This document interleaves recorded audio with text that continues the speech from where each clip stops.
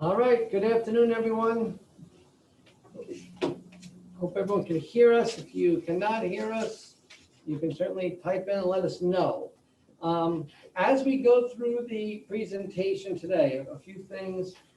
We did the faculty and staff one this morning already. One thing, if you have a question at any point, feel free to type in your question. We will have a Q&A at the end. We'll try to get to all the questions. It is probably not feasible that we will be able to get to everyone's question. So we're going to try to put a 2-hour time limit on this. So about 3:05, since it is about 5 after 1. And then we will do an FAQ of the question that we did not get to. So let's get started. All right, so again, the first slide then, it talks about kind of just a disclaimer that, today's presentation is the information that we currently have, what we currently know. This is all subject to change, depending if there's an outbreak, if we get further direction from the state, if we do not get all of our appropriate PPE materials on time. We will know certainly, as you know, by next Wednesday, whether a parent is choosing hybrid or remote. And we'll know by next Wednesday the number of teachers and staff that are available based on any staff who might have to take a medical leave themselves or need to take FMLA because of child caring issues. As always, we'll communicate our changes through our regular social media, school messenger, email, phone calls. The hybrid or remote learning models will only be put on hold if we get that from New York State. So we're not coming back full person. We know that, and we'll keep you updated if we get a change. You're supposed to be looking at So some important dates. So September 1st, teacher and staff report to school. That'll be for 4 days of in-service. So that's the Tuesday, Wednesday, Thursday, Friday. Teachers will have 4 days to do our regular in-servicing of the mandatory things. And then they will have, of course, all the COVID-related and health and safety training. The students start September 8th. The first day, we will send this out again as we get closer. So that first week, it'll be a little different because we want to get everybody in. So Tuesday the 8th will be cohort 2, L through Z. Wednesday will be cohort 1, A through K. And then we will also have distribution of devices on the 8th and 9th. And then Thursday the 10th will be the first day for any of those remote-only students. During that first week, probably first week or two or more, a lot of the concentration will be on the health and safety protocols, navigating online learning environment. So it will take some time to get everyone acclimated to the new procedures we'll be doing. So one of the most important things that everyone wants to know is what happens if there is a suspected or positive COVID case in the school. So we'll be following direction from the Ulster County Department of Health, but these are the steps that we have in place right now. A student who is displaying symptoms of COVID-19 will be sent to the building health office isolation room. There they will be reviewed and evaluated by the nurse in collaboration with the Ulster County Department of Health. Through that collaborative process, health officials determine that symptoms are consistent with COVID-19 or some other illness, depending on the situation. Parent or caregivers will be called to pick the children up. Students with suspected COVID-19 will be kept in the supervised isolation room until the parent guardian arrives. So this is only if we believe that it's a COVID case. We know that students are still going to be going to the nurse for other regular illnesses, but we do have this isolation space for them. If the Department of of Health deems that this is a suspected case, then all students and adults in the classroom and possibly other areas of the building or the bus will be required to quarantine for 2 weeks or until the district receives notification of a negative test result. The district will provide remote instruction for those students, and sorry, my glasses are fogging up. And we may be closing other buildings or districts depending on the situation. All of those decisions will be made on a case-by-case basis in close cooperation with the Ulster County Department of Health. We are working right now on the full testing and contact tracing plan as asked by Governor Cuomo last Friday. We will be posting that on our website late this week. That's a countywide plan, so everyone should be handling this in the same way. And really going back, just all of this will be very much erring on the side of caution in all of these situations, and we're planning for times when we may have to shut down some portion of the building, a whole building, or the district, and we'll talk about that more a little later. So of course, in all the health office, each building will have a designated isolation room as per the guidelines. This room will be supervised by a staff member, and this will be for suspected COVID symptoms. Those students in the isolation room will be supervised, as I said, at all times.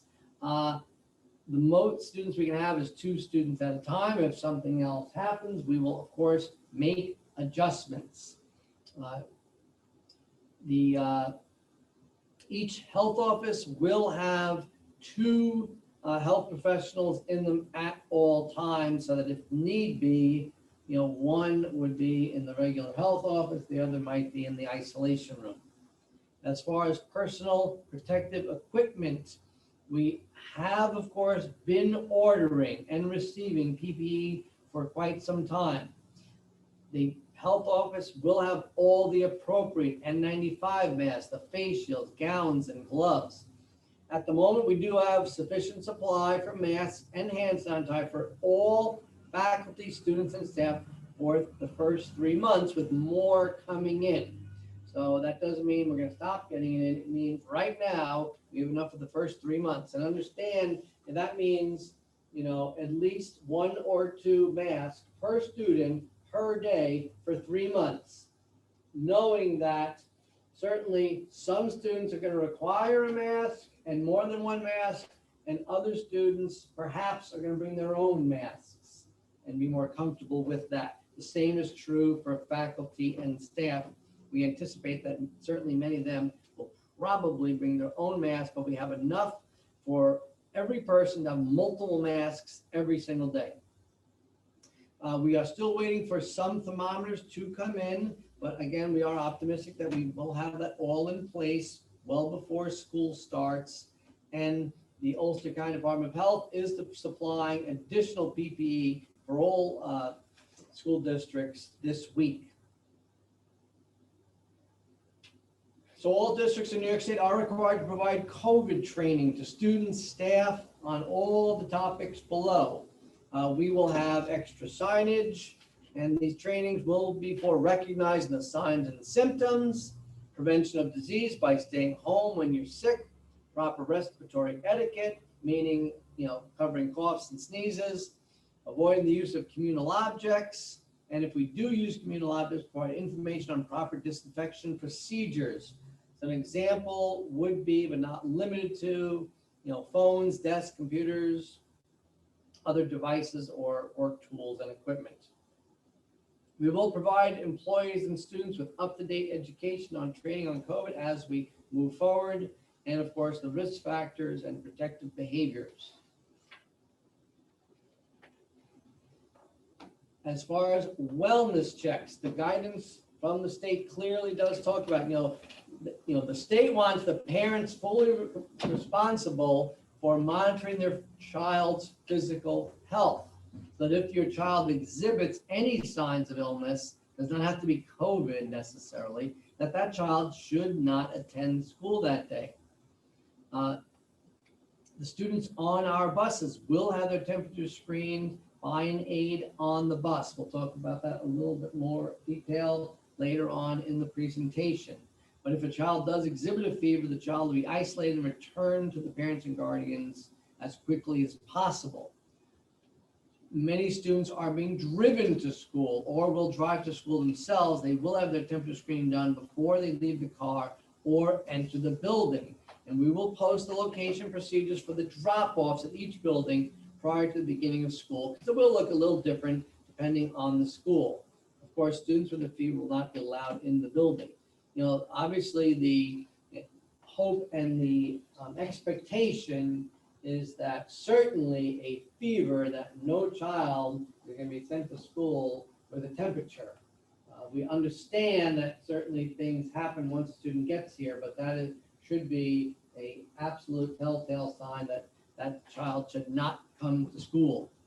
Of course, all staff doing those screenings will have appropriate PPE and training and screening procedures.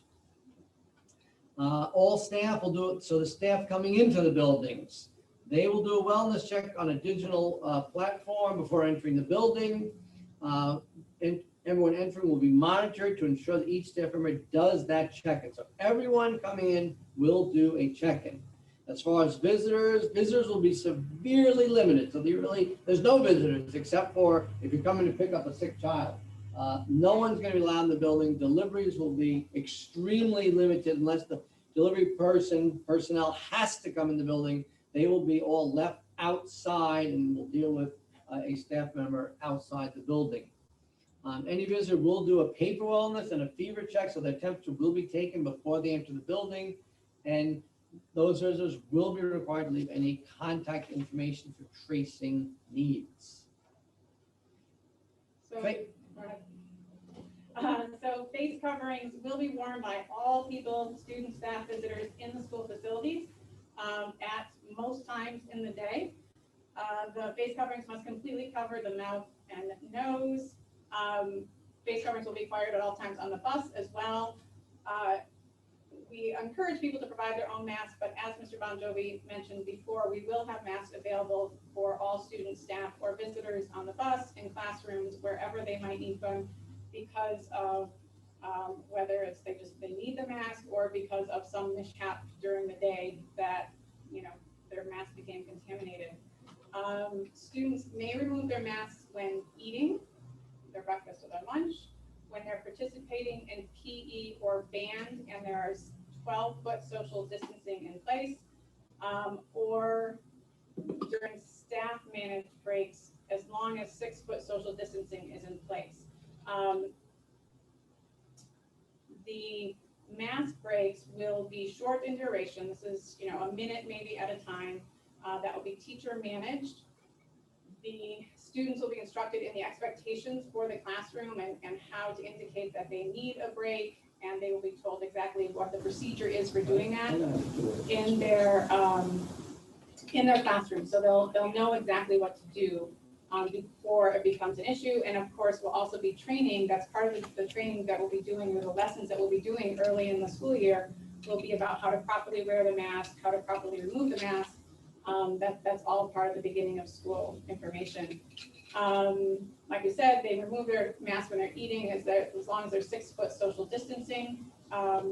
Staff can also remove their mask in an enclosed classroom or office space if no one else is present.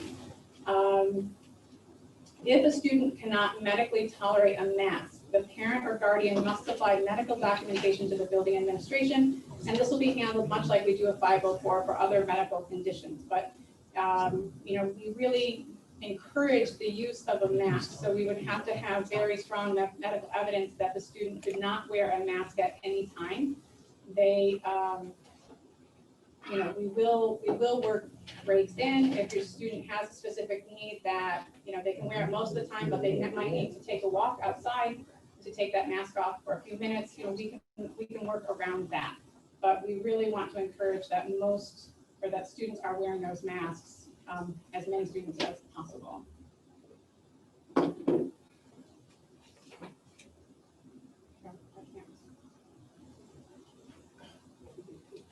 Sorry, little technical difficulty.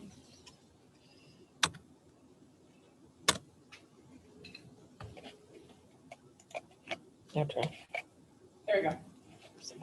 All right, so social distancing, I know this is a big concern of everyone, but, you know, a minimum of 6 feet social distancing will be maintained in all classrooms and in the hallways as much as we possibly can. You know, there are just, you know, we could come up with every possible situation where it might be less than 6 feet, but that's why everyone has to have a mask on at all times. We will have plenty of signage throughout all the buildings as a visual reminder.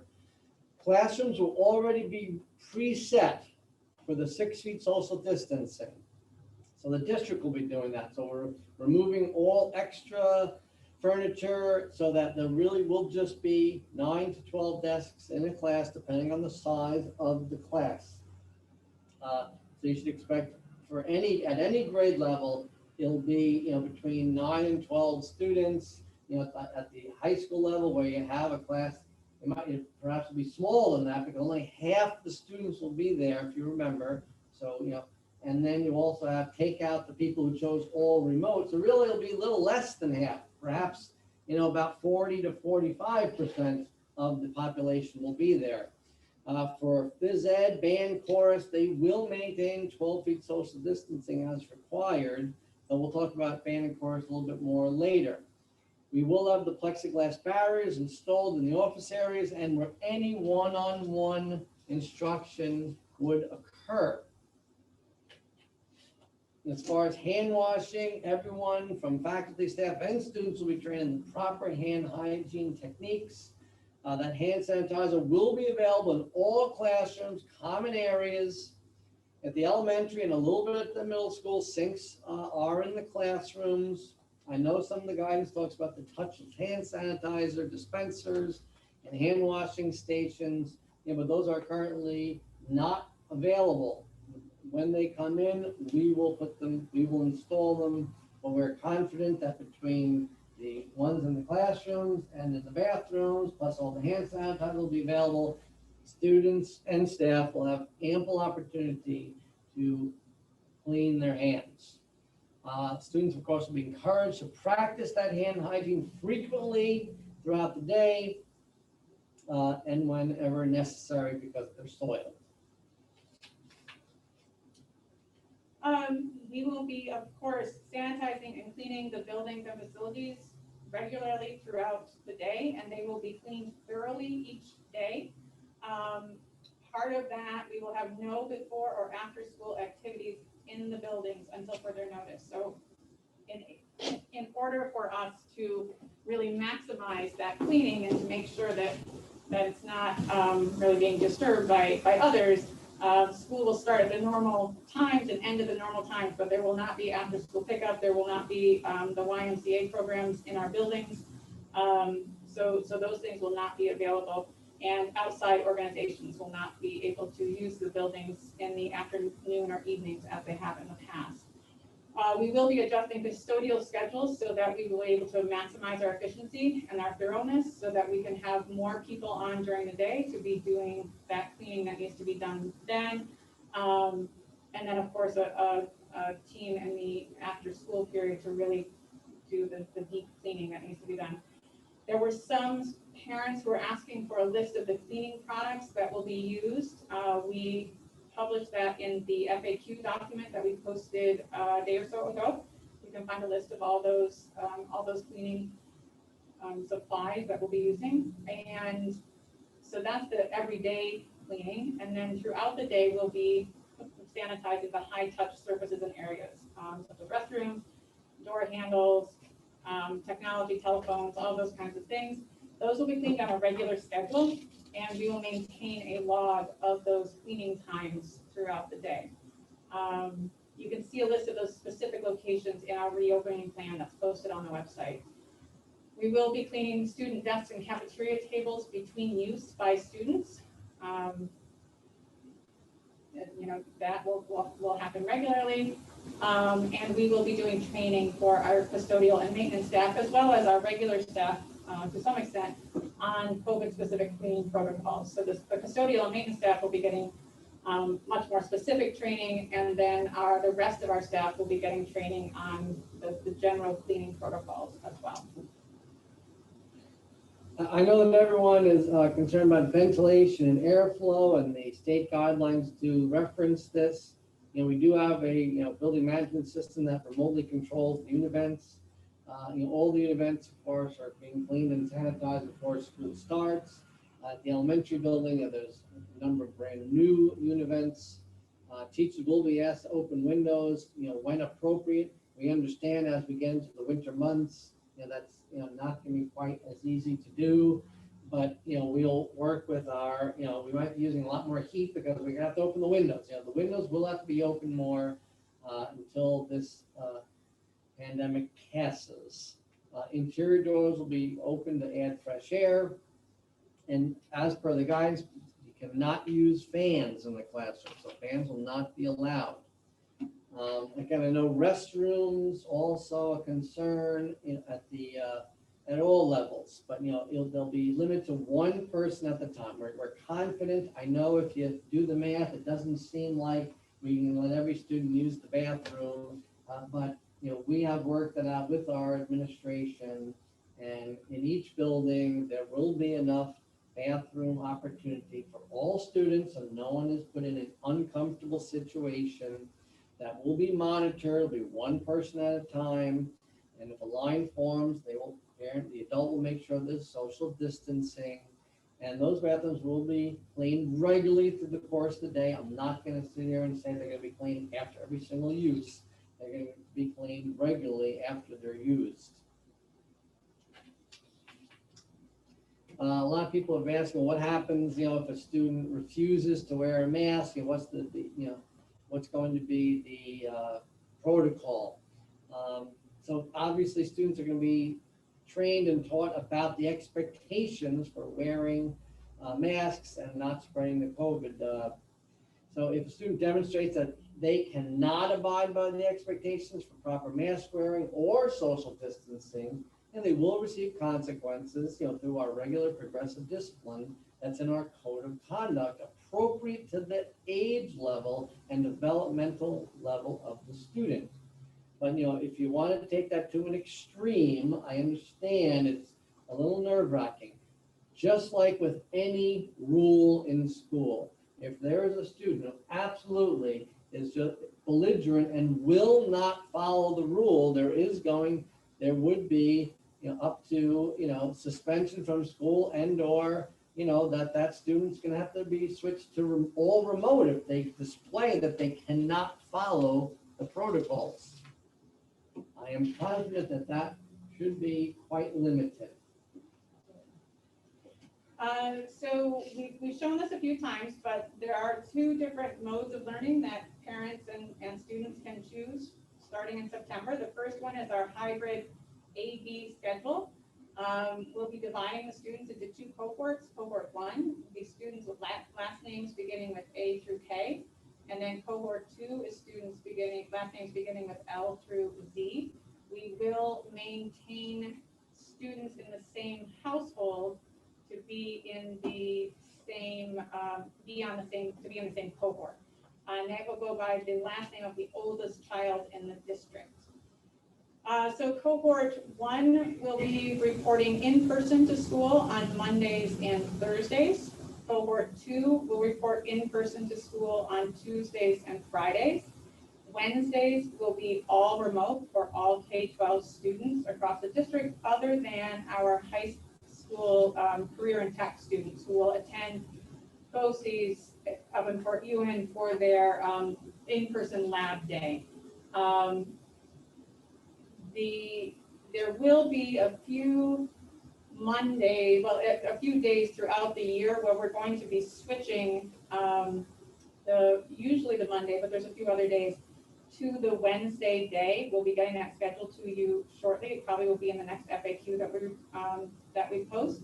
So for instance, in fact, the first week of school, Tuesday, the 8th, will be cohort 2 reporting. Wednesday, which would normally be at-home day, cohort 1 will report, and then cohort 1 will report again on Thursday and cohort 2 on Friday. So that, especially because we have so many Mondays that are holidays, we don't want that cohort 1 to miss that much more in-person instruction. So we'll send you that schedule soon.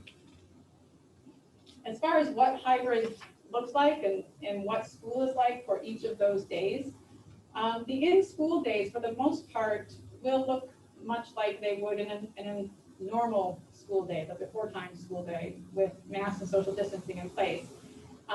K through 6 students will remain with the same group of students for the entire school day. So they'll pretty much be in one classroom, and teachers will move from classroom to classroom if necessary. Grades 7 and 8, we will cohort to the extent possible, but as classes begin, or as students begin to branch out of different levels of classes, it makes it a little bit more difficult. So some students may need to mix. In grades 9 through 12, again, we will try to cohort or at least have students not moving throughout the building as much, but it's much, much more difficult because you have multiple grade levels in one particular class. So those will not be cohorting to the same extent. As I said, the days will look pretty similar to a normal school day while they're in school. The teacher will present the same in-person lesson on A and B days so that both cohorts will have the same in-person experience. Physical education classes will be held outdoors whenever possible so that we can maximize that 12-foot social distancing required by both New York State Education Department and Department of Health guidance. On days when we are not able to go outside, we'll be using spaces as we can, but it could also mean that, there's a little bit of the P and a lot more emphasis on the education part. So they might be doing some of that work in their classrooms and not exerting themselves in the same way that they would be. For band and chorus, grade 4 band, our first students who select an instrument, their instruction will be held in person, face to face, so that we can help them understand how to hold and use an instrument. Plastic dividers will separate the teacher and the student. We'll be using proper hand hygiene and other hygiene as possible. All other band and chorus instruction will occur remotely on the at-home day. That's not our it's not really the best case scenario, but it's really the way that we can most safely provide the band and chorus instruction for your children as well as for our teachers.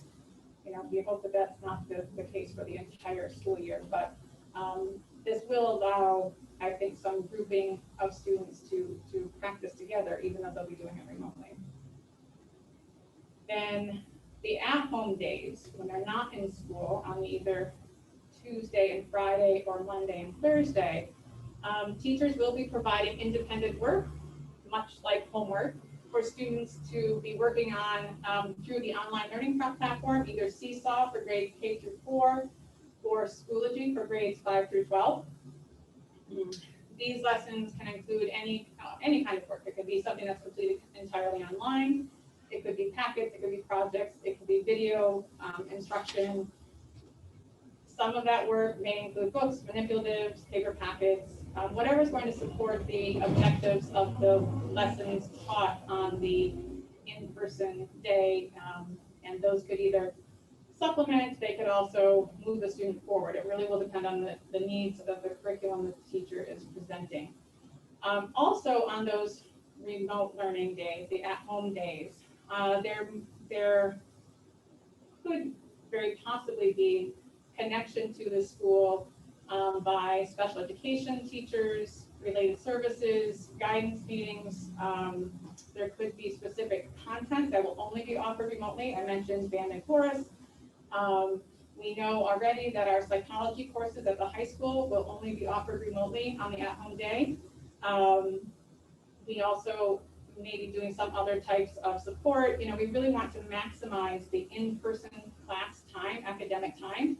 So some of the pull-out services that we might have done in a regular school day could be done remotely. For instance, mandated mental health counseling, maybe some related service depending on what that is. So some students will get a mix on that remote at-home day. Students will be required to log into their online learning environment at some point during that at-home day. We will share more details of that when students get to school so that they understand we'll be creating a type of kind of virtual homeroom for them so that we can record their attendance. So on the Wednesdays where all students are home, that the only exception to that is the high school career and tech students will go to Ulster BOCES for their in-lab day. So students will have to log on to their online learning environment for the interaction with their teachers. It will not be fully synchronous, but the parents, you should expect at least about 4.5 hours of synchronous instruction for your child on that Wednesday. It will look different at each building. So for example, at the high school, it will likely be, your child will kind of just go through their regular schedule, perhaps with slightly shortened periods, but they'll go from period 1 to period 2, so from one teacher to another. At the elementary school, they'll have perhaps a block of ELA for an amount of time, and then perhaps maybe a little break, and then, but we will finalize that, and it'll be a set schedule, so you won't be, jumping around. In addition to that teacher contact time, teachers will use the Wednesdays for some small group and individual check-ins with students, to contact you, and to collaborate with each other. So for the elementary program, just so you understand, that will not be 4.5 hours with their primary classroom teacher. That will be more like a couple hours, but they might be doing some PE, they might be doing some music. There could be other courses or other teachers that are providing that work at those times. We understand that younger students, that perhaps 4.5 hours of screen time is not the most developmentally appropriate. We ask that you prioritize their classroom time, and maybe you choose not to access some of the more supplemental time. But of course, as a parent, that is your decision to make. So we have had questions, and I think I addressed it in the FAQ on the website, but why do we choose the AB hybrid model rather than AABB? So right now, as you're aware, cohort 1 would come Monday, Thursday, cohort 2 would come Tuesday, Friday, and the Wednesdays all remote. Instead of the same group of students coming Monday, Tuesday, and then the same different group of students coming Thursday and Friday. So I understand that, on paper that looks like, oh, well, it'll be a different group of students on Thursday, Friday. That way you can clean everything Wednesday, a deep clean. A deep clean will be done every day. So buildings will be wiped down and cleaned all day long. And at the end of the day, they're going to be deep cleaned. Educationally, it is more sound to do the AB, because then you have by Wednesday, where the teachers are going to kind of be building upon or expanding upon or maybe adding to what they taught Monday and Tuesday. With the AA model, only the A students would have received the instruction. So understand, so again, by Wednesday, only your cohort 1 students would have received lessons. And then the cohort 2 wouldn't, you'd be out of sync for those Wednesdays. Also, it would put too many days in between direct instruction with a live person. if you went AA. A student would go to see their teacher Monday and Tuesday, but then not see that teacher again until the following Monday. It'd be a full 5 days of not being in person with them. So that was the logic. We did, obviously these decisions were not made in a vacuum. We discussed this amongst the administration, teachers, and the Board of Education, and that is why we decided on AB. I know you may have heard, some districts are, going to be filming the classes, so when the students are on their at-home days, they can follow along. Number one, we don't feel that really fosters positive engagement, that students just going to be sitting there at home watching the teacher on a video and not being able to interact. There are certainly privacy concerns, and there's technology concerns. We don't have the ability to do that. We don't have the apparatus to do that. So we definitely had a lot of questions about, well, what happens if we end up going all remote for some period of time through all of this, which we all, I guess, are expecting probably.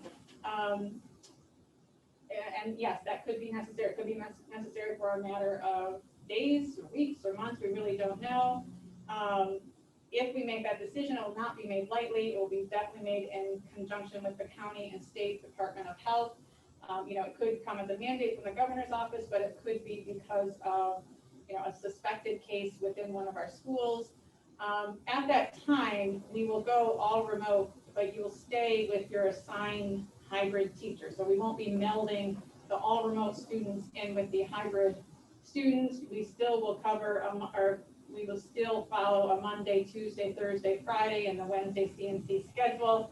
If that happens, it might look a little bit differently than it does for the in-person versus at-home day. But again, as we mentioned before, there will be some instruction that will only be happening on the at-home days. So if that occurs, we'll have more details about that specific schedule at that time.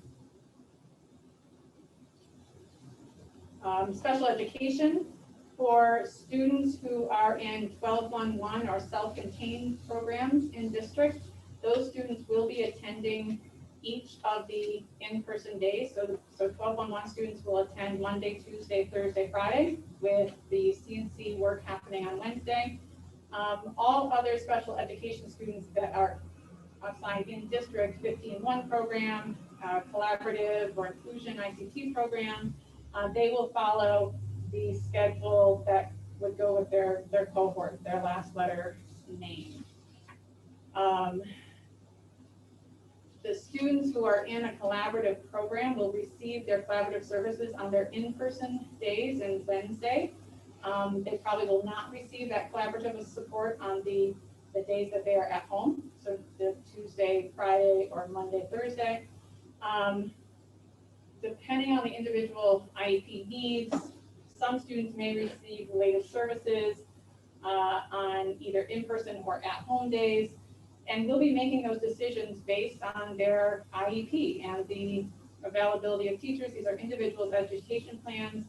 Those are very often hand scheduled and determined, and we'll be doing that same process with our special education students throughout the district. As I mentioned earlier, to the extent possible, mandated counseling service will occur remotely so that we can maximize the time that students are in class rather than taking them out for those services. And I definitely want to stress that our mental health support professionals will be available for any emergency or crisis that occurs, whether students are following a hybrid schedule, if they're at home, whether they're at school. We have a very strong team there, and we will make sure that students get the support that they need, no matter what the circumstances might be. If you have specific questions about your individual student's IEP program, those questions should be directed to the PPS office or the teacher or provider of services or their individual case manager. I will say, however, that we're still putting schedules together, and we'll talk about that a little bit later. Until we know how many students are choosing the hybrid and how many students are choosing the remote only option, there aren't many schedules in place at this point in time. So transportation, of course, our buses will be running on reduced capacity, one student per bus. But again, we keep in mind that, there'll only be about half the students coming in, subtract the remote only students. But then also, we, of course, are getting a number of people who feel more comfortable driving their children. So I'm expecting, the buses are probably going to be only probably about 30% capacity once you take out the people who are driving. So there will not be a lot of students on the bus. It'll be very easy to separate them. Of course, the bus runs in the morning, bus runs in the afternoon, but the routes and times might change. So we will get that information out certainly in plenty of time before school. So in the morning, you have the high school, middle school runs first. Okay, between those and then the elementary school runs, all the high touch services will be cleaned. And then after the AM and PM runs, it'll be fully sanitized. So after all the AM runs are done, the bus will get fully sanitized.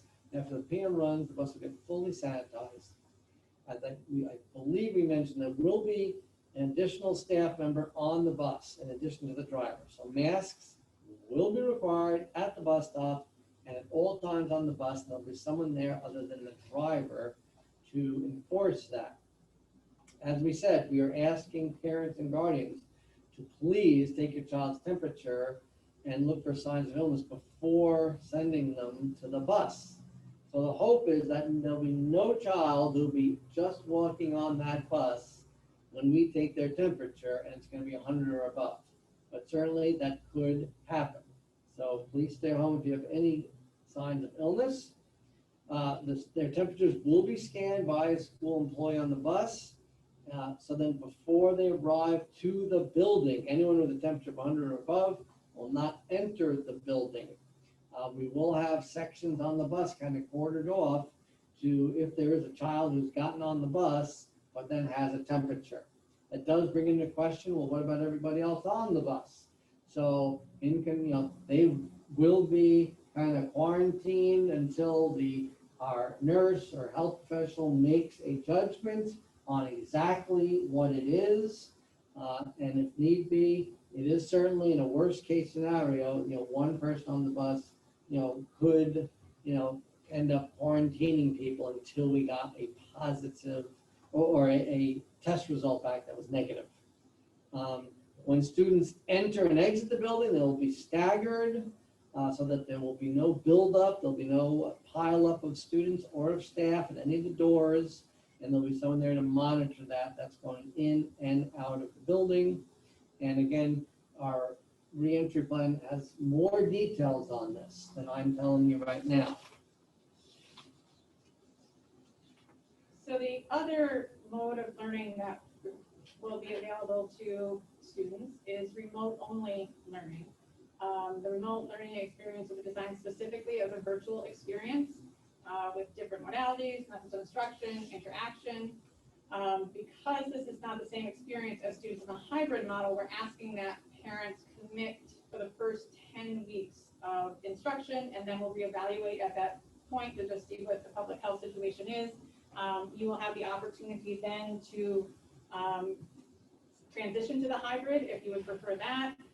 If that happens, you'd be transitioned into an existing classroom based on the last name, the first letter of your last name.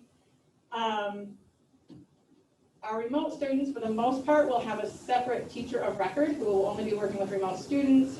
As you get higher up in the high school, with some of our more specialized certifications for courses, you might have a teacher who is assigned a remote learning section. So it will never be a situation, though, where the remote-only student is listening in to the hybrid section of a particular course. But with that being said, that also could mean that the offerings will not be as robust as if you were doing the in-person learning. It could be that we will not be able to offer the full breadth of our advanced placement or university and high school courses under the remote-only option. It really will depend on how many students we have who need those particular courses. As far as the day goes for remote only, the remote only instructional day will run from 8 a.m. to 3 p.m. Monday, Tuesday, Thursday, Friday. Wednesday will also be that CNC day for remote students and teachers. And again, on the Wednesday, they're not going to follow that same schedule. They may receive some of their other services. They may receive other classes or small group instruction on that Wednesday day, but the remote only teachers will need some time for planning and collaboration. The remote only students will follow a set schedule that includes both synchronous and asynchronous learning activities, meaning some of it will be at the same time every day, video conferencing with your teacher, and some of it will be asynchronous, meaning that's work that students will do independently on their own. And like I said, that will follow a specific schedule each day. That doesn't necessarily mean that it will be the same schedule Monday and Tuesday. It could be you'll have one schedule for Monday, a different schedule for Tuesday, and so on. Really will depend on the needs of what courses you've selected to take or the grade level that you are in. Students in grades K through 6 can expect approximately 4 hours of synchronous instruction, supplemented with asynchronous or independent work each day. That synchronous time might include both whole group and small group instruction. So it could be divided up a little bit so that teachers have the opportunity to work with students who have differing needs in all areas, ELA, math, whatever it might be. And we want to try and give that screen time dosage as appropriate as possible to the needs of an age group. So younger grades may be having more or less screen time than the older students would. K through 6 students will have one primary teacher of record and then exposure to special area teachers on a rotating schedule, just like they were if they were in school. Special education, AAS, and other related services will be provided as required. It will be commensurate with the amount of support that the hybrid students will receive for special education services. Just one quick note here. If you notice, the 6th grade students will not be experiencing a middle school type schedule. They will not have 5 different teachers for every subject. They will have one teacher for all subjects. Remote only instruction for grades 7 through 12 can expect an average of 5 hours of synchronous instruction, with the remainder of the day being asynchronous. Now again, that might change from day to day. You will be following a regular class schedule, and regular is in quotes there more because it will be similar each day, Monday, Tuesday, Thursday, Friday, and could be on an A-B rotation again, depending on what the course is. And students will need to log into their period, their class each day. That does not mean, though, that a teacher's period would be fully synchronous. So if I was back teaching social studies again, students might log into my class for 10 minutes while I did an overview of a lesson, reviewed something, and then they might be spending the rest of that period doing independent work, with, writing an essay or solving problems, whatever it might be. So there could be a mix on some days, but there would be other days where they're going to be logged into my course for the full time period that they normally would. And like I said, students will be required to log in and attend class every day, just as if they were in school in person. Right, so grading and attendance. So, grading will follow the traditional model for that building, because it is a little different between elementary and secondary. The students will be responsible for the work. So as Mr. Dlemick has already mentioned, students, for the days they're not in, they'll be logging in. So teachers will work with you, though. Certainly there's going to be extenuating circumstances. Whatever it is, we can all think of different family situations or internet connectivity. Teachers will work with you. Your students will be expected to prioritize their schoolwork each day, no matter which lesson they're working, whether they're hybrid or remote only. And we will have those specific attendance procedures before the first days, but it'll be in the form of a virtual homeroom where they'll have to check in every day. As far as the teacher assignments, I know that, at certain levels, especially at the elementary level, you're used to finding out who your teacher is. Well, again, until we know what students are in what program, and again, we have teachers also who might have, health issues or childcare issues. So creating teacher assignments and class schedules, as you know, is not easy. So we won't be able to determine final schedules until, very close to school. You might not, get your class assignment until September 1st. And certainly we apologize for that inconvenience, but in the, we do have to keep everything in perspective in the wake of everything. Not finding out your teacher until September 1st shouldn't be the worst thing that's going on. Our buildings will not be open to visitors. Okay, so again, any open houses, orientations, people have been asking about that. So the parents, for those kindergartners, the 6th and the 9th graders, who usually have an orientation, we will have a virtual orientation that will take place before they come to school or before school starts. Open houses, those dates will come out. They'll be all remotely. And then the parent-teacher conferences that are scheduled for November, and then again throughout the year, depending on what is happening in the world, those will all be done remotely. Sports, it's still up in the air as far as the state. They have said that Monday, September 21st, fall sports have been postponed until then. I do sit on the state committee for sports. I would say that it's highly unlikely that there will be fall sports, especially with what's going on in the news. You have the college, Big Ten and other, colleges, groups that are not having sports for the fall. So it's very likely there will not be sports for the fall. And at the moment, the draft plan for the rest of the year would be to have, perhaps shortened seasons in the winter and spring so that you get all 3 seasons in. Obviously, if ever there are sports, those will all be subject to all the same, rules as far as safety and cleanliness and COVID awareness. Extracurricular activities. So again, we know that clubs are a very important part of the social and emotional well-being of students, our community, and the schools. So as many clubs as possible will have a virtual environment. They'll meet virtually. And that is easier for some clubs than others. But we will make sure that there are clubs and activities for students to participate in after school. So our BOCES programs, the biggest question we received was about the CTE program up in Port Ewan. Those students will go to Port Ewan on Wednesday. That's the day that Highland and 2 other districts are in that facility. We will provide transportation directly from your home to BOCES and then from BOCES back home again. Students do have the opportunity to drive themselves if they have the ability to do that. They should have received, or they will receive, a driving permit that they'll need to submit to BOCES in order to do that.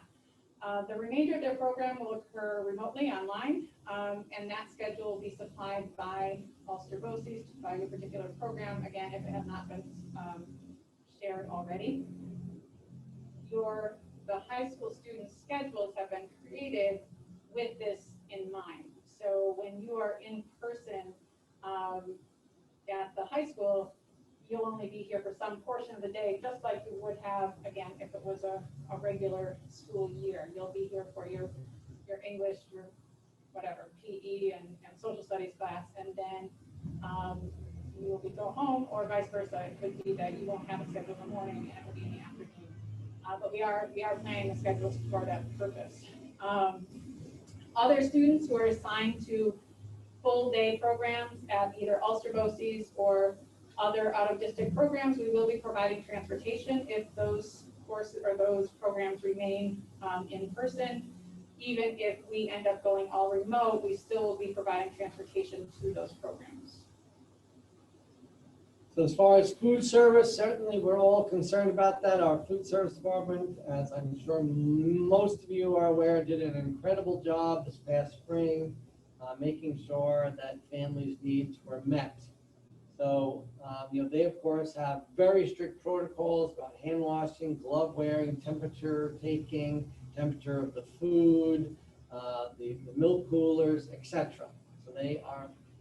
Our group does a fantastic job following all the regulations for food service. They, of course, like everyone else, will wear masks. They will all have their temperatures taken, just like anyone else entering the building. But before they enter the kitchen, they will have their temperature taken. We'll have a designated area for all the boxes needed for the day's meal. The boxes will be in an area. Things will be taken from box to box and to a sanitized prep area. As I've already mentioned about delivery personnel will leave deliveries outside and someone will meet with them. If someone does have to come in, just like any visitor, they'll have the temperature taken, they'll give us their information so that we can do tracing if needed. All the milk and juice cartons will be cleaned and sanitized before being served to students. The students, in the past, you could go through and you could kind of pick what you want and pull it off the shelf. Obviously, that will not be allowed. Students will not handle any of the food components. All food will be given to them from the food staff. They will, of course, continually participate in training regarding COVID-19 situation and food service. And we are, of course, in regular contact with the Ulster County Department of Health for any updates and protocols regarding food. So,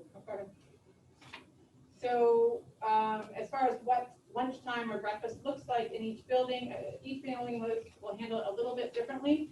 But on in-person days, if it's hybrid, you will get your breakfast and your lunch. There may be limited choices, but you will have at least one hot and one cold option each day that the students will be able to choose.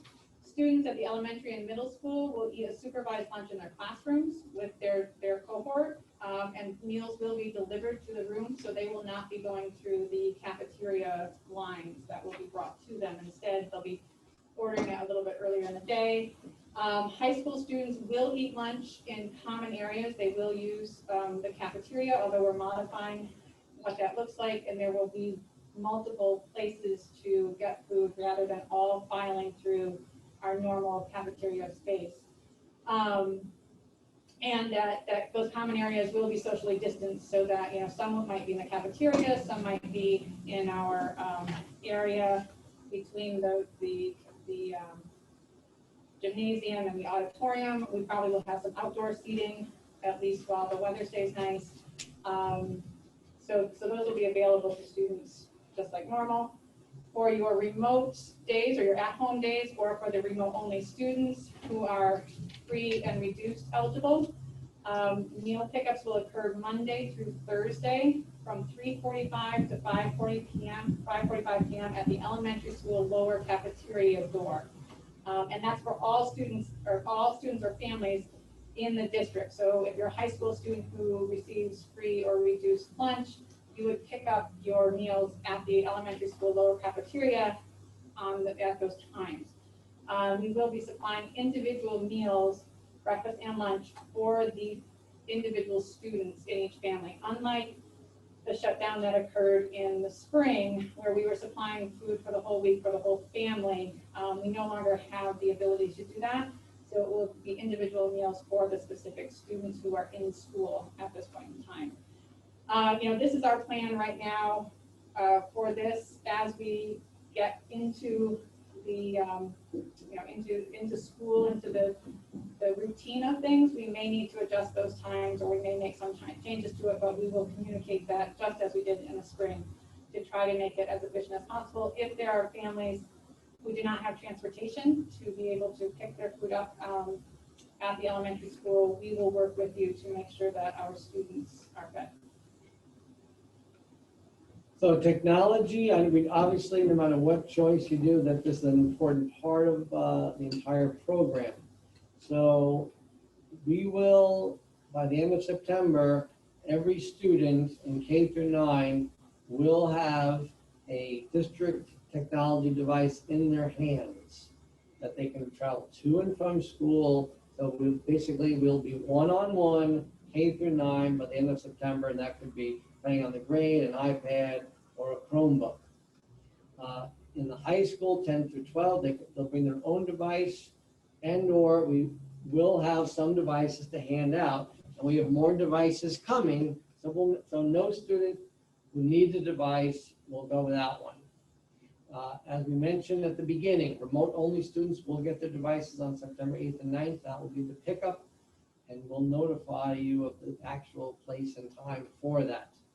As we did in the spring, we'll work with families who need to gain Wi-Fi access. If they don't currently have access, and you can let us know now so we can get you on that list and get moving on that. So we're going to be using most of the same platforms that we used in the spring for communicating online or remotely. Teachers will use Seesaw in grades K through 4 and Schoology in grades 5 through 12. We have bought Zoom licenses for each of our teachers and administrators. So we will have access to Zoom or Microsoft Teams for video conferencing on remote days. That's also the those are the platforms we'll also be using for parent-teacher conferences or anything that might be happening remotely, whether it's teaching or communicating in some fashion.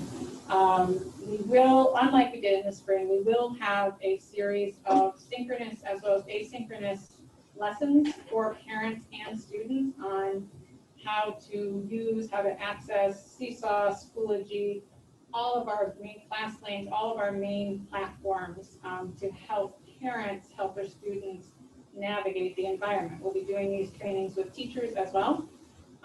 We will be sharing that schedule with you, mainly those onboarding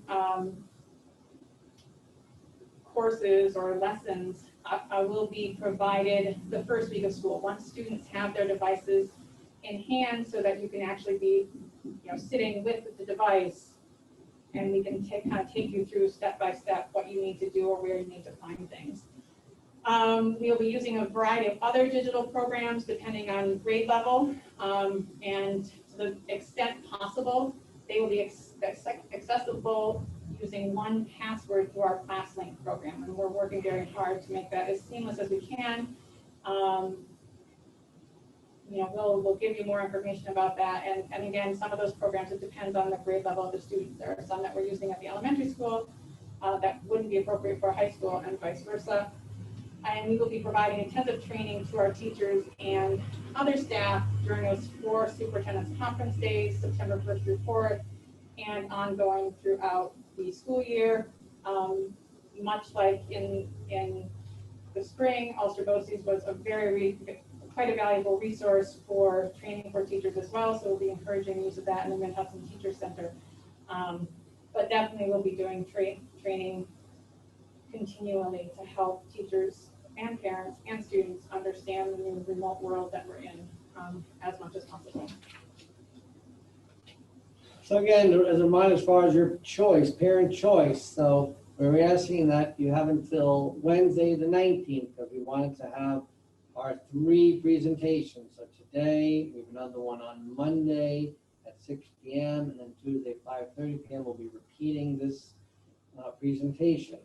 In that same time, as I know we will have a Q&A, but any questions that we don't get to answer today, just because we don't have the time, we'll update our FAQ and put those questions and answers on there.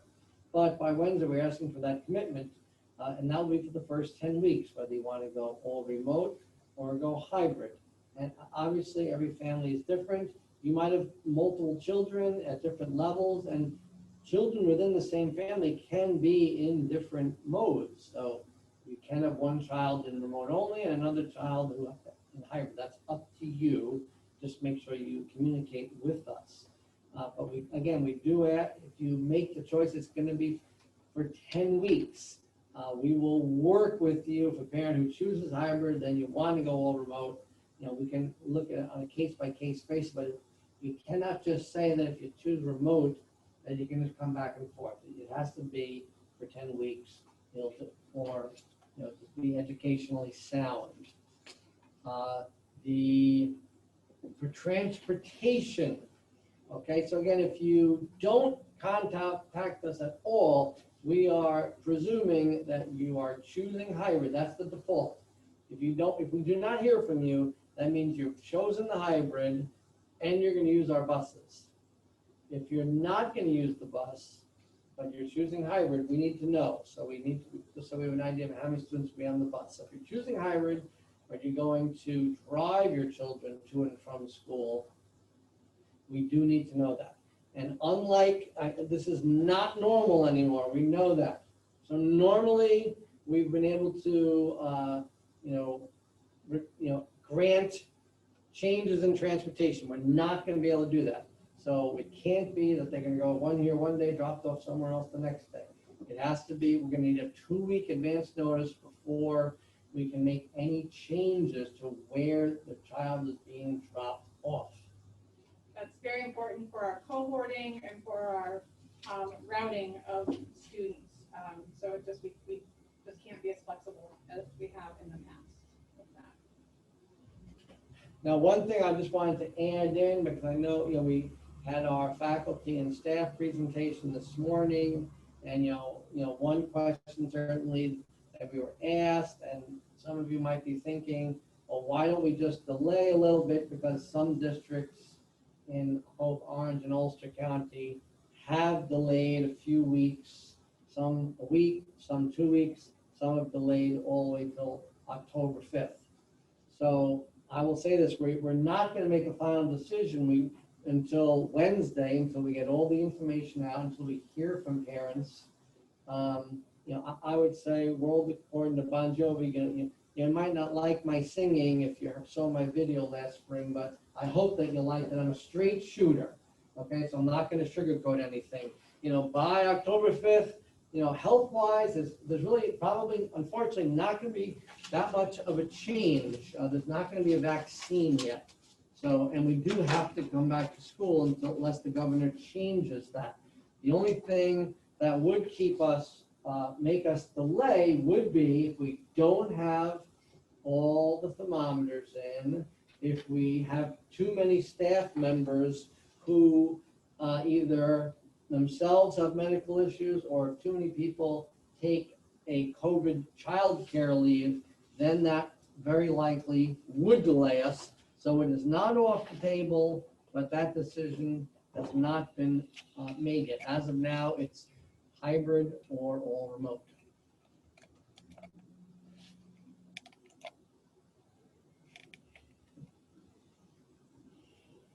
So at this time, it's a little tricky, I know, because there's about 150 people on the call.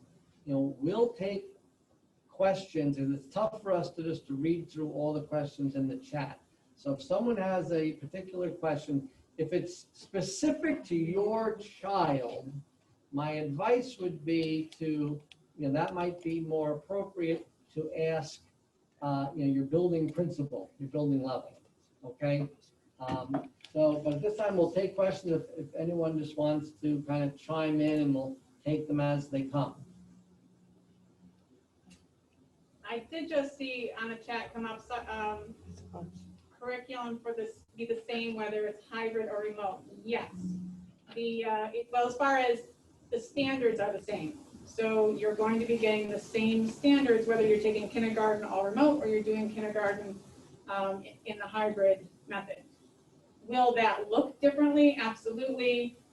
Will you be getting the same types of activities? Absolutely not. No, but they still be hitting the same standards. But now if people want to ask questions, go ahead. It's really kind of hard to look at the chat and ask. So you can just unmute yourself and ask your question.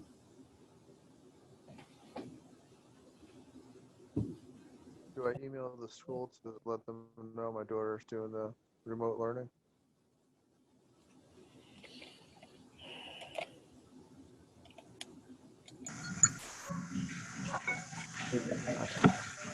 Their videos are, but I just unmuted their mic. Does that mean there's no questions, or is someone having a problem? I was wondering if for remote. Someone's talking. Hold on. Hold on, I can't hear you.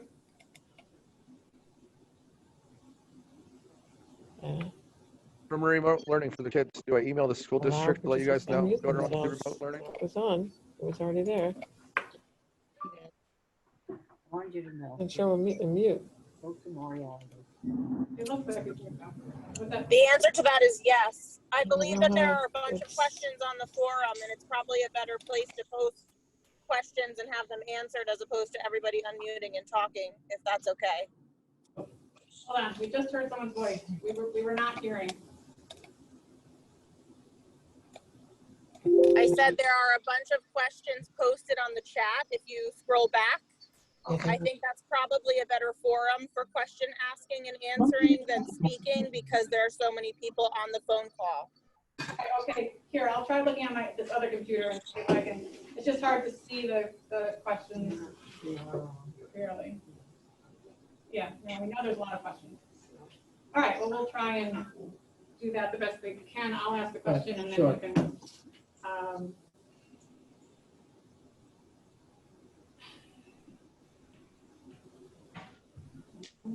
Sorry, we have a lot about muting.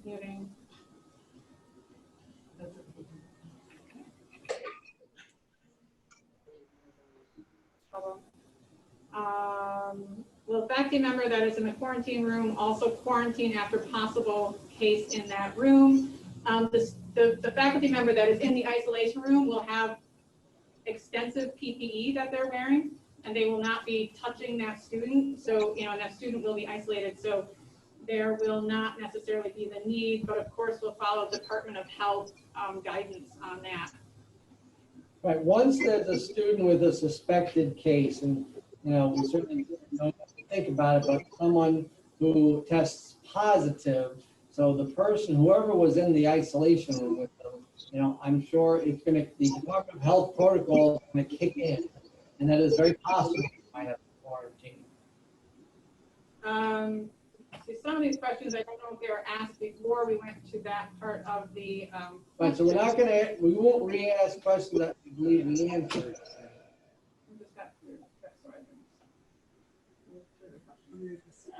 Answering public questions. Now, I mean, some Regarding screening. Yeah, that will be done remotely to an extent. We'll get you more information about that shortly for our kindergarten students.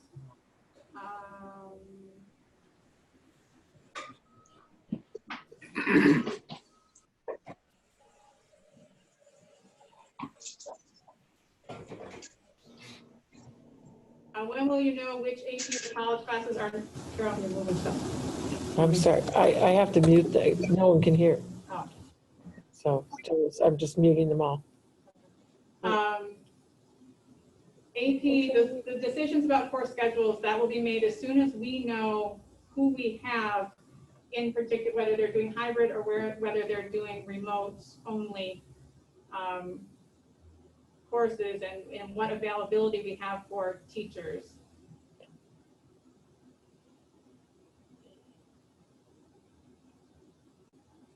We will not be using Google Classroom. We will be using Schoology.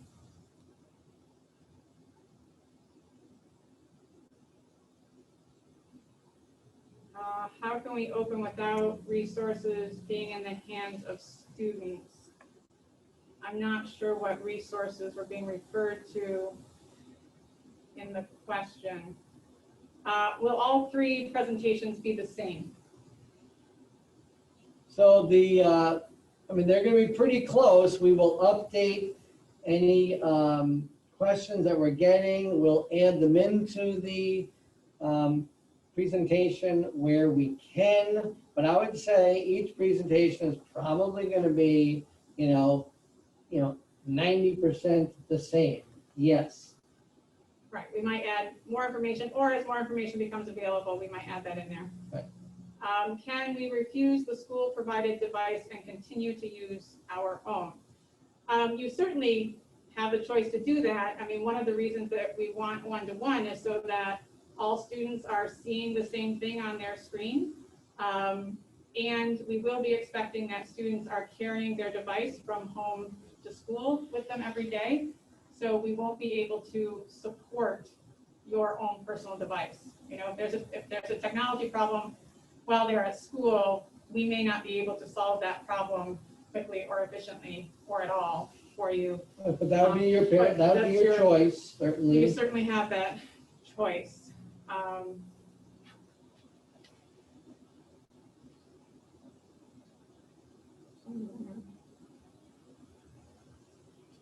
It's my understanding that plastic barriers and plexiglass are not up to fire code. How is that being addressed? My understanding is that there has been new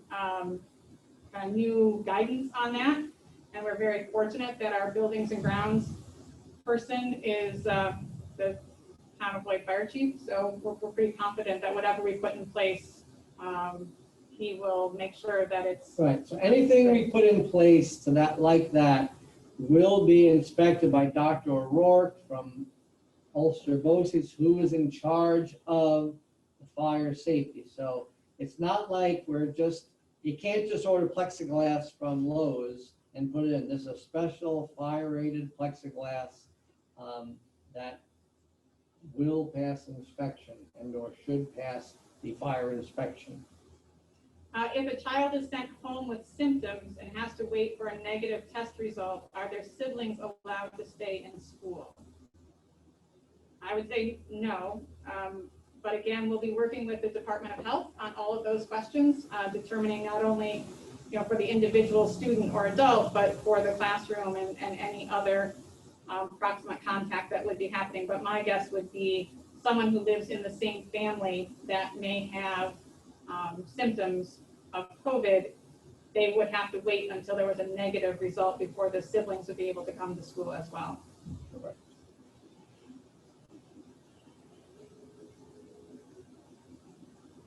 I'm concerned students are only receiving instruction twice a week. How are you making sure they do not fall behind? I am especially concerned with AP classes. That is a legitimate concern, certainly. As former teachers, though, we do know I've had situations where, again, in these classes, in all classes, you're going to have very small numbers. I do anticipate a teacher being able to get through more material in the same amount of time because of the smaller classes. That is going to be a concern. It is going to be a concern. But it's also a concern that's going to be happening across America, not just in New York. So I think adjustments will be made across the board. Clarification, the resources I referred to in my question were the technology devices that were due at the end of September. I think we're actually in very good shape to have everything we need for the K through 9 to be in place for the start of school. And yes, someone else asked, everyone can receive a device no matter if they are remote or if they are hybrid. So we're essentially at the district going one-to-one with devices. And again, that's younger students, primary students would be iPads, and then older students will be Chromebooks.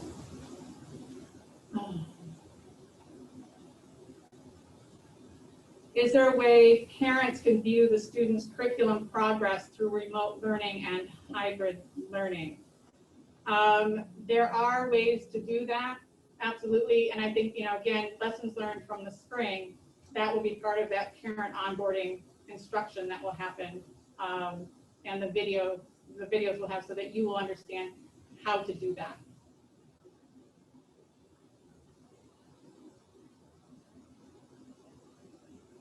Why aren't you just running a regular schedule with simultaneous classrooms and virtual instruction? I think we answered that earlier in the presentation. Just watching someone else teach is not really a learning environment that's conducive to, to good practice. And again, there also are privacy issues with other people, other families seeing students interacting in class.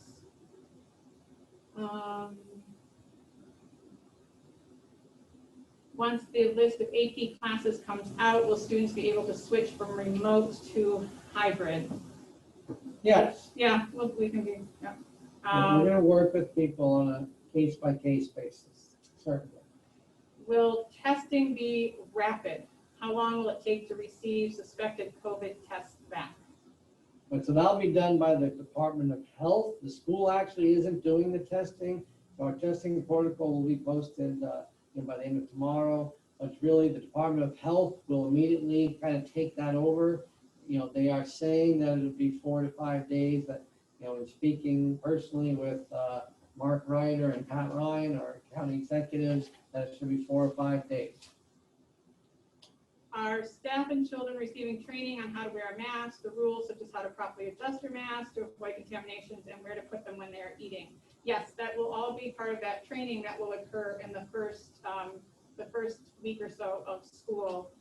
There's specific information both for staff and for students on all of those procedures, including social distancing, hand sanitation or hygiene, all of those kinds of things.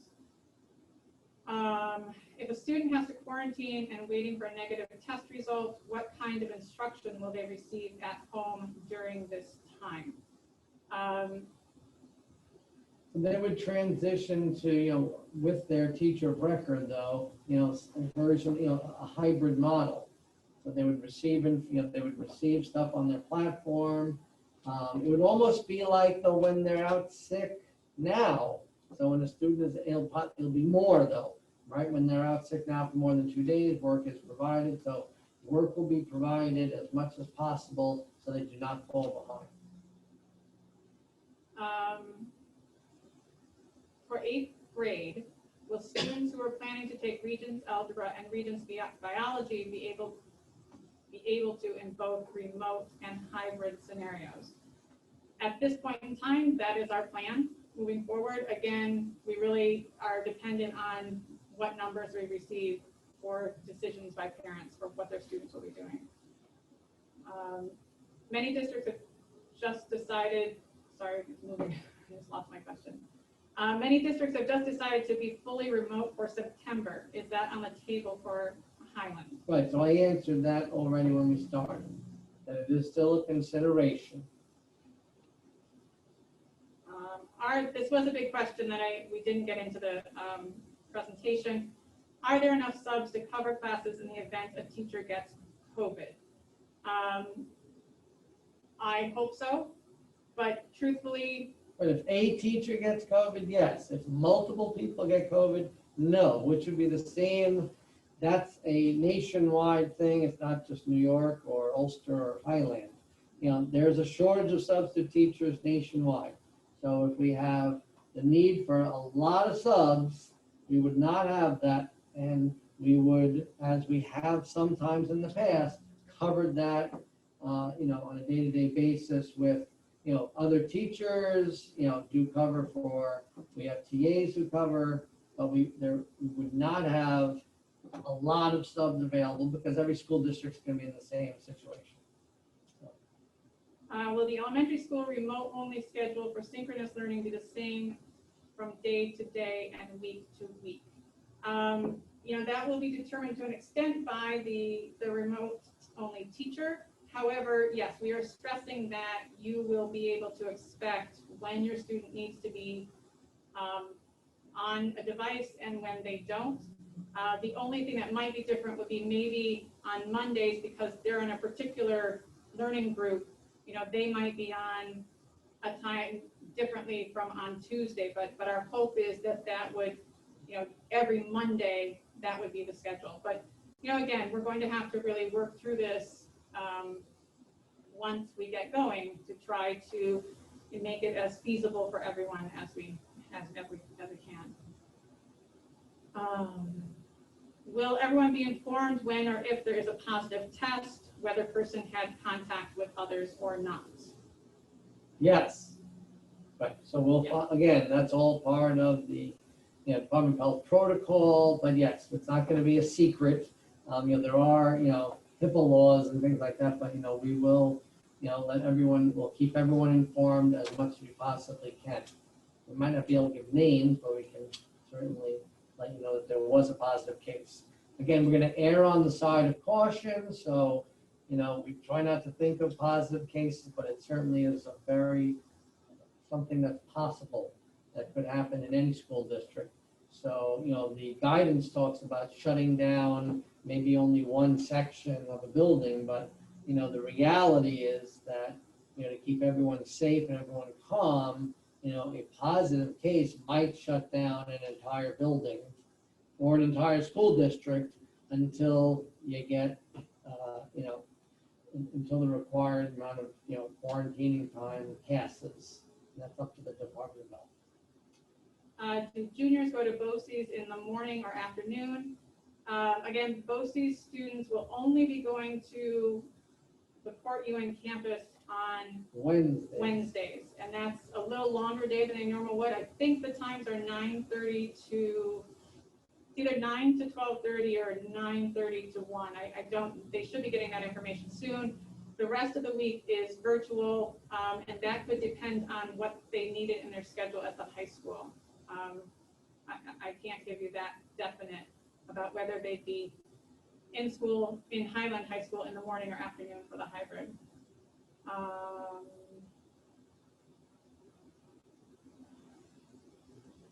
Will there be flexibility with student attendance / login, especially given the difficulties that exist with childcare? To an extent, but we really have to, we need to take attendance. That is a state mandate. That is how our funding is given to us from state ed. So Right, we'll so need to work through right, that. we'll work with that. So for example, if on Wednesday, the child wasn't able to log in to say, yes, I'm here, I'm doing my work, and then you let us know Thursday, yes, they did their work. It's gonna be an honor system, really, on any of those days where you're not with your teacher, but you're logging in saying that you're attending. And that's really all honor system for the parents and the students. So if you let us know that, well, I wasn't able to log in, but they did their work fine, then we'll make the adjustment in the attendance. And that's similar, there's another question. Will students be penalized for being at daycare and not being able to access remote learning at the school hour times? Again, we understand that this is very difficult for parents. And so we will try to work with everyone to the best we can, but we do want to provide a more structured environment than we did in the spring. So we will be working with people on that. Let's see. Kids are bringing their devices to school. Will there be a lot of screen time at school? I think that will be, again, a balance based on the developmental age of the student. We really want to maximize that in-person time. So I would say that there would be less time, but depending on the particular needs of the student or the needs of the course, there could be some.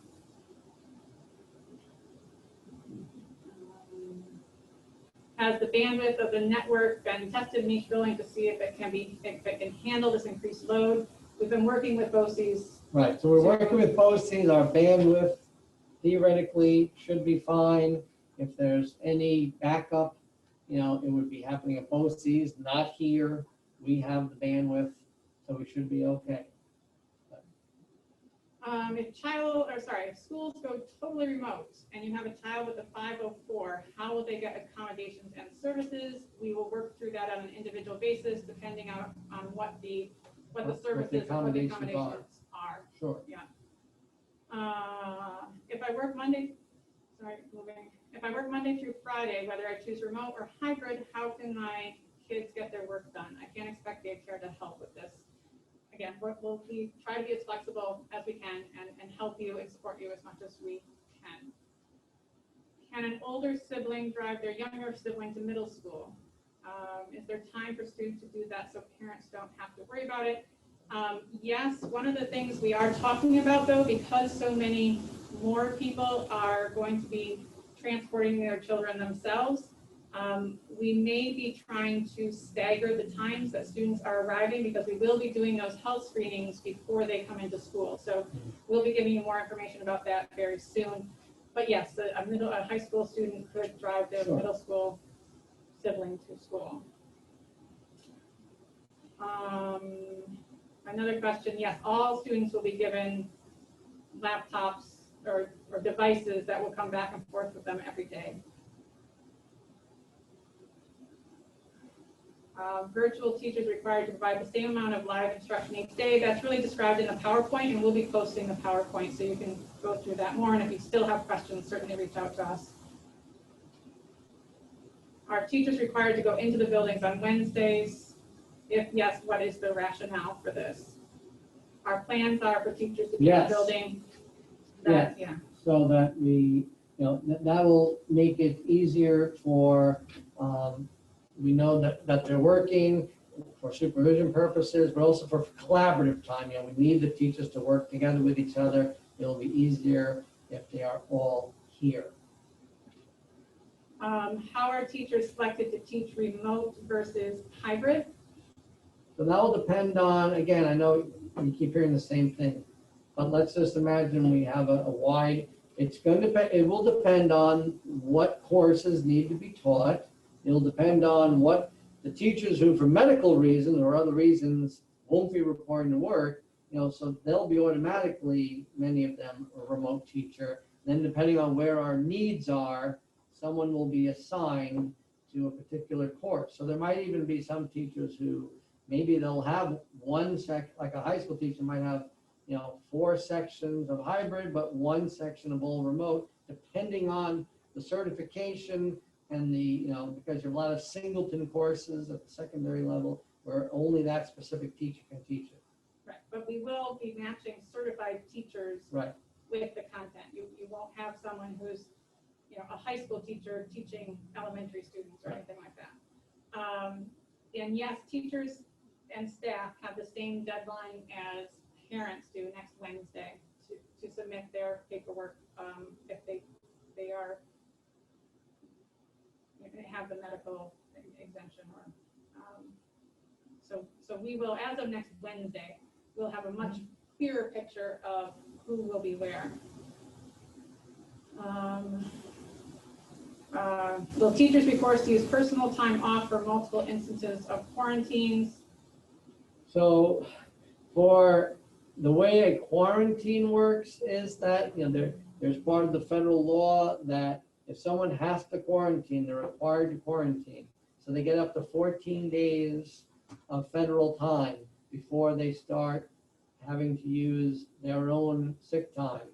Once those 14 days are up, even if there happens to be multiple times, yes, they would have to use their own time.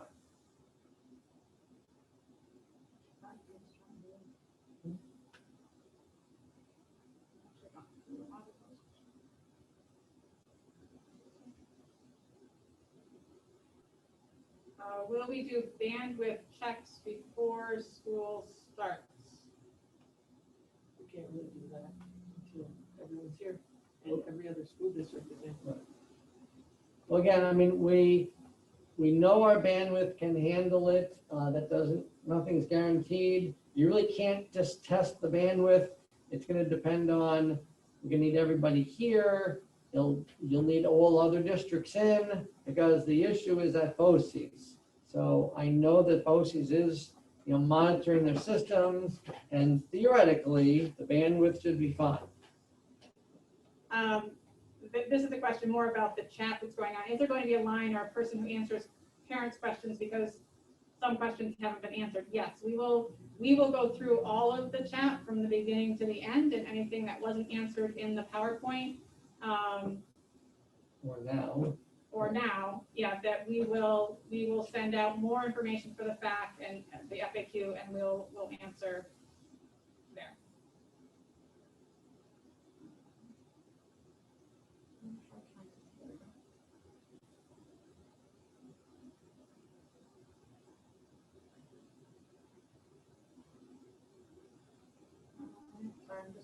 We're Scrolling back up. We're Yeah. scrolling up because we've answered a lot of the questions. Some of the questions are the same, and some of them are really just comments and not questions. Are school hours for in-person days still the same as previous years? Yes. At the first couple of weeks of school, there might be a little bit just in, getting the new routine down, but as far as, the middle and high school start around 7:40 and then roughly at 2:30, yes, those times will be the same thing for the elementary school. Right. And just like with any beginning of school, I can recall last year, that first day I never leave the first day until I've gotten a call from the transportation department that all buses are back. On that first day or two, are some buses dropping off much later just because of snafus? Yes. So you're going to have the normal little bumps in the road, in the first few days, whether we were in this pandemic situation or just normal situation. You do have little bumps in the road as far as transportation, the curriculum, the courses that your students are assigned to. So we appreciate your patience. What about students that were getting evaluated prior to school closing and didn't finish the process to being evaluated. That will continue as, when school starts again. If you are not contacted in the next few weeks about that, please contact the PPS office so that, you can make sure that you are on their list for that.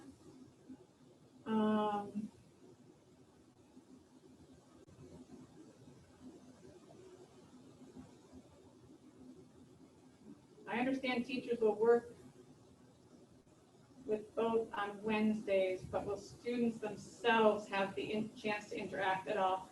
I'm assuming you mean will students have the chance to interact together?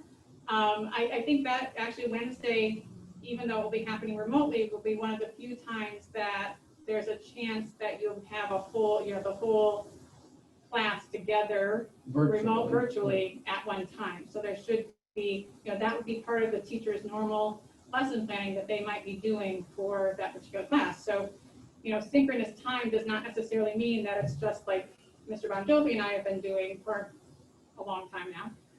It's not just a teacher standing up and talking about the French Revolution or whatever it might be. Yes, there will be interaction time happening there. Go back to the end.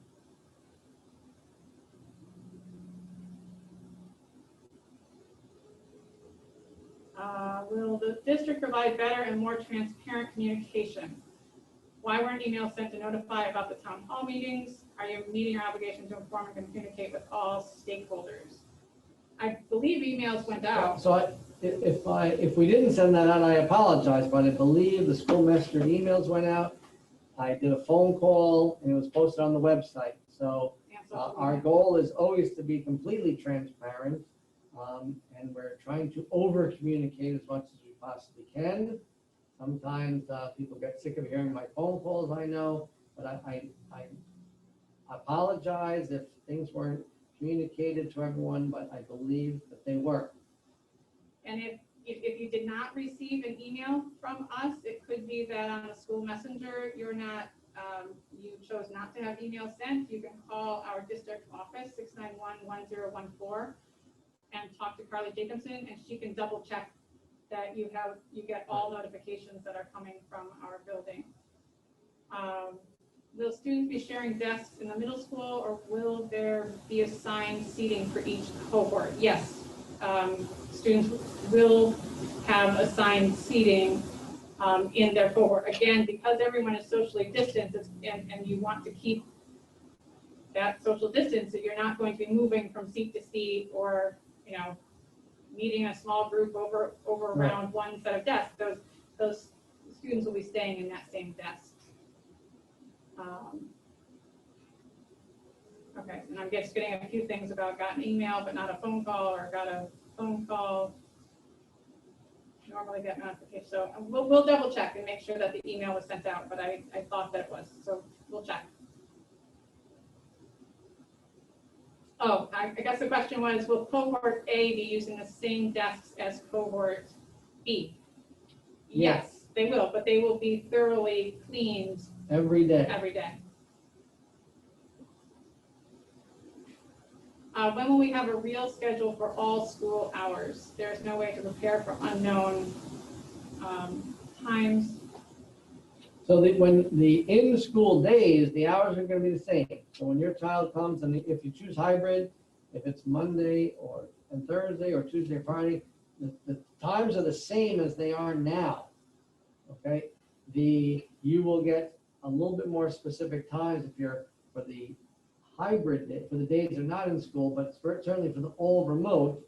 Yes, it'll be between the regular school hours, though, as we've said, and we'll do our best to try to accommodate people who aren't available during those times. But so elementary will be, it'll be the 9 to 3, 8 to 3, excuse me.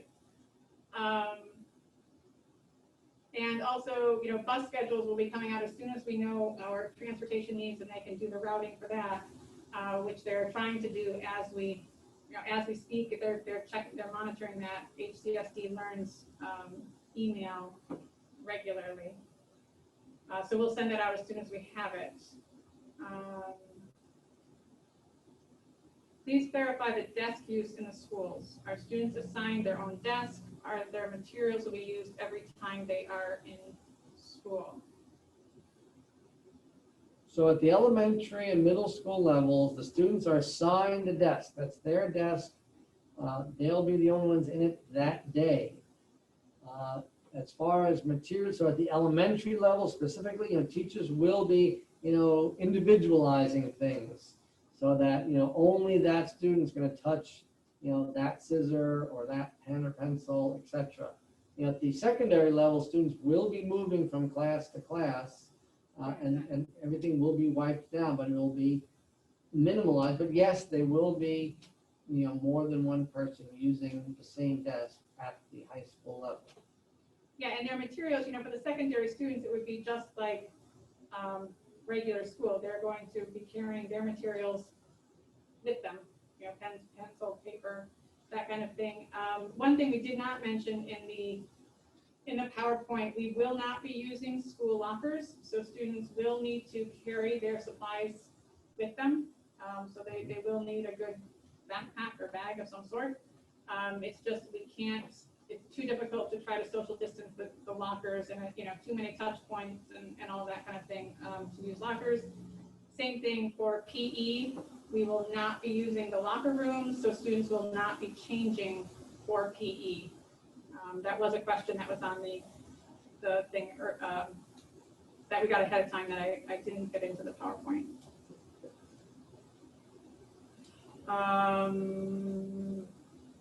Yes, students who are doing full remote, will we get a list of supplies we will need for home use to do schoolwork? Yes, as soon as we start to finalize all of that, we will let you know a list of supplies that you might need. We will also provide supplies if it's not something that you can do on your own. What does 12.11.15.1 mean in the learning schedule? That's special education specific, so students who have an individual education plan, that's their placement in a course, meaning the type of program they're assigned to. So those are only available to special education students. Are the supply lists online accurate for hybrid? Truthfully, I'll have to check with the building levels. I don't know the answer to that.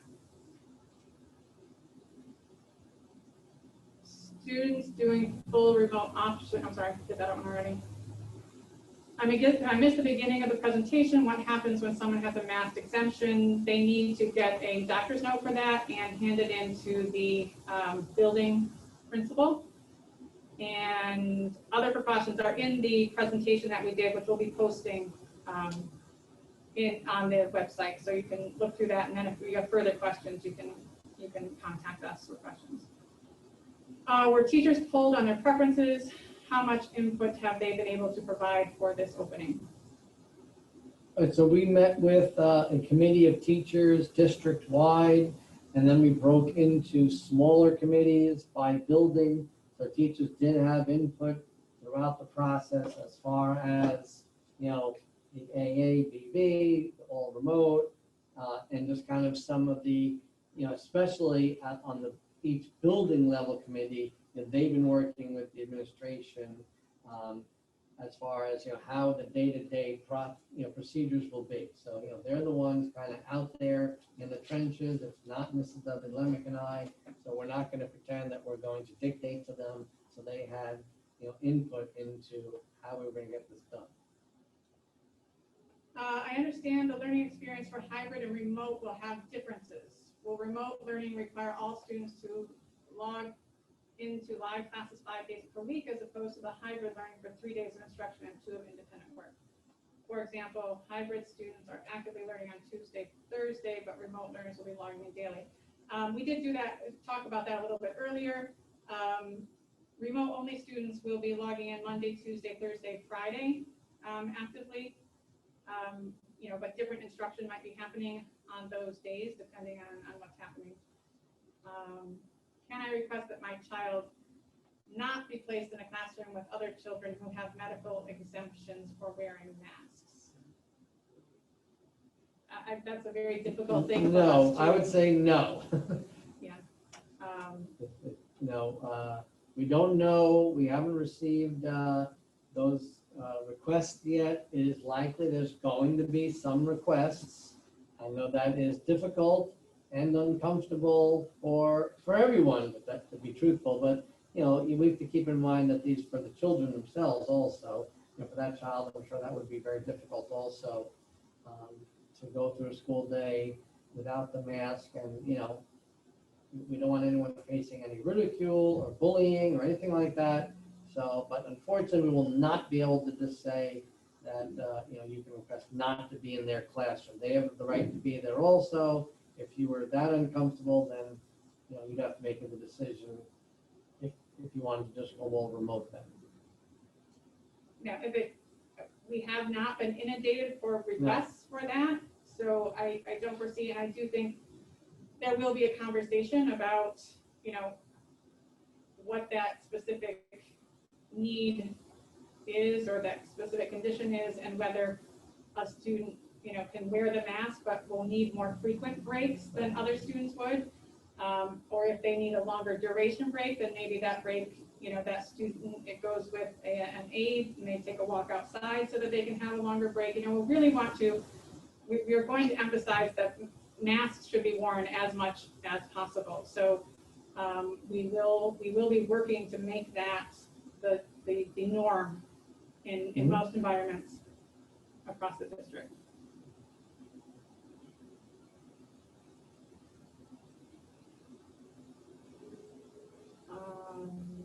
On virtual Wednesday, will the teachers be given an option to do virtual instruction versus giving online work? Or will all teachers be required to do actual virtual instruction? There will be a check-in time where the student will be on Zoom or Teams, and the teacher will be on Zoom or Teams, and there will be some form of instruction. Now, like I said, that might not mean that they are on for a full 30 minutes, but they will need to do some sort of instruction. So yes, it is synchronous time.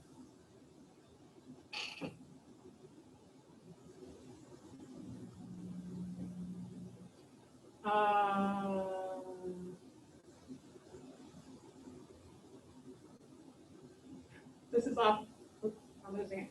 This is off topic. I understand if you won't answer, but about the racial issues within the schools. I'm a student and I see it all the time. We're definitely continuing our work with that. Yeah, so we're continuing our work on racial equity. If you're not aware, we did have a group of students, current students, alumni, and parents who came to our reorganizational meeting to talk about racial equity. We heard you. We agree. We did hire an outside consultant to help guide us. We just met with that. We've met several times with that consultant. I'll be putting out a press release in the next day or two to kind of catch everybody up on what we've done so far. It is a long process. It's not something that is just going to be rectified in a few weeks. I'll put that press release out, and then we will update that on Tuesday with some additional information. And when school gets started in whatever form it is, we'll be looking at different various levels of committees with students, community members, teachers, etc., to discuss and work on the issue, establish goals, establish a plan, establish a mission statement, and then set guidelines and timelines to meet our goals. So that's just kind of a quick snapshot. Yeah. Is virtual instruction taped and uploaded for those children that cannot attend? Not at this time. We certainly will work with those students who cannot attend, and that will be conversations with the individual teacher as well as the building administrators. But right now, it's not going to be taped. Maybe some lessons, but not. Yeah, we might be able to receive some of the lessons, but it won't be taped. Will there be more custodians hired, or will people just be working more, receiving overtime? So we are hiring additional staff. We did post that already. As far as custodians and/or cleaning staff, their hours are going to be shifted so that we can have that continuous cleaning throughout the day. We don't necessarily need, they'll probably come in more, at different times. We don't need someone here till 11 o'clock at night, especially if there's no extra school activities. So we'll have more people here during the day shift, so we can have that cleaning, continual cleaning done. And then once everyone leaves the building, and again, there's no extra school activities, they'll be able to do that deep cleaning every night. Does our district have the financial means to support the hybrid model, the remote model? Has there been budget discussion? So as far as the budget discussions, and we are discussing, yes, we will be, it'll be discussed at the board meeting, but basically, obviously this is costing every district a lot more money. There is no, at the moment, there's no extra funds coming from the federal or state government to pay for this. So, we're looking at our reserves and very likely tapping into some of the excess reserves, the fund balance to pay for this. Again, it is, as you can imagine, each thing is quite expensive. It's all, just masks, are thousands of dollars, tens of thousands of dollars for that 3-month supply of masks.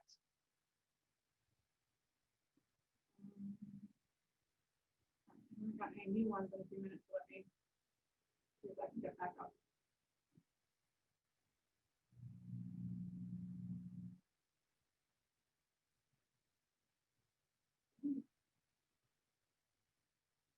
So we're just scrolling, just looking for Yeah. questions we haven't answered yet.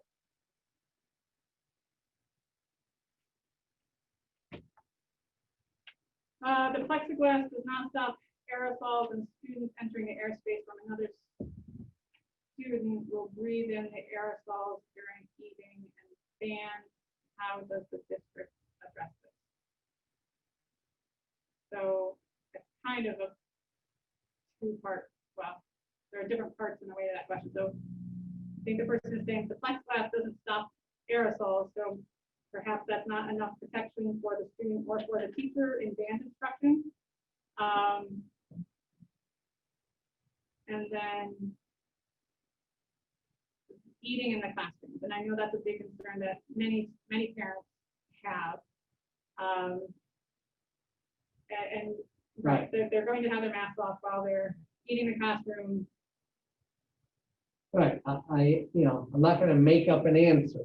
That they have to be able to eat, they have to have time to eat. It's going to be in a classroom of regular size. It's probably gonna be, again, maybe 8 to 10 students. They should be far enough apart. We're gonna be limiting that time when they don't have masks. And, weather permitting, I know obviously that's not for very long. We'll have snow before you know it. We're gonna be encouraging people to go outside so that we can get that fresh air. So we will be monitoring that. It's not perfect. We know that, but students have to eat at some point. Should our community anticipate a deficit to make up in next year's budget? No. So, the budget is all set for this year. And as I said, we'll be tapping into fund balance to pay for the extra for this year. And I believe, at least in the town of Lloyd, the taxes, the adjustment came out and actually it was lower again for the second year in a row. We can't spend more than we But we budgeted. cannot spend more than we budgeted. Let's say we have about 33% of the population do in-person each day. How many kids do we think are going to be on each bus each day? This makes a big difference to a lot of families who have kids in more than one school. Right now, I can't give you a percentage of parents who have chosen to provide transportation for their students, but I will say that a lot of the messages that we're getting in HCSD Learn is for parents who are choosing hybrid, but choosing not to transport their students. So I can't give you a good answer on that right now. We can try to do, I can try to answer it better in an FAQ. I'll try and get, what our current numbers are, but we won't know that for sure until next Wednesday. But I do think, it does feel like there's a significant number of parents who are not going to be using district transportation. Correct. But at the maximum, I don't know if that was in this presentation or previous one. At maximum, there would be 22 students on a bus. On a big bus. That's a 60-passenger bus with 22 kids. We are putting, sorry, the question is, are you keeping the students six feet apart on the buses using every other seat? We are not using every other seat. We'll be using every seat, although again, depending on the number of students who are on the bus, that is one of the reasons that masks need to be worn on the bus, but there will be, the students will be expected to sit at the ends of the extreme, they're close to the window in each seat on the bus.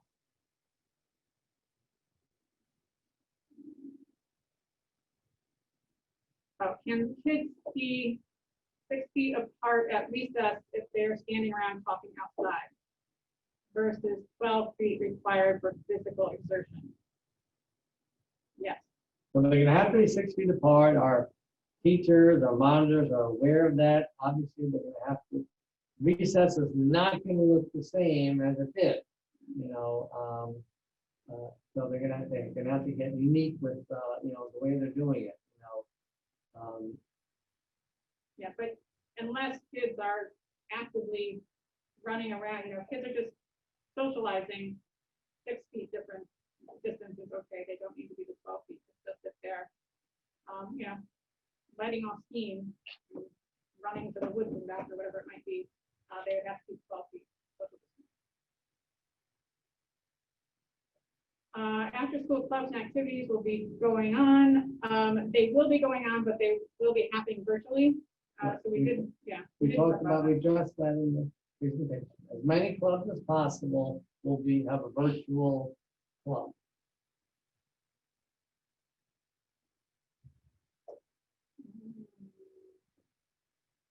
All the new questions that we have.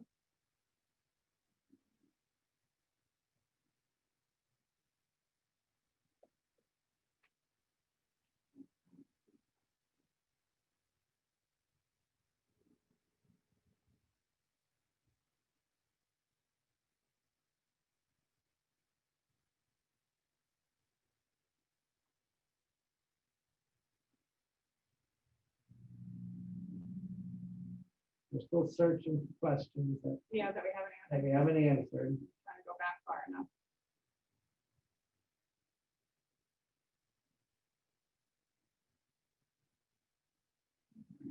Getting into them.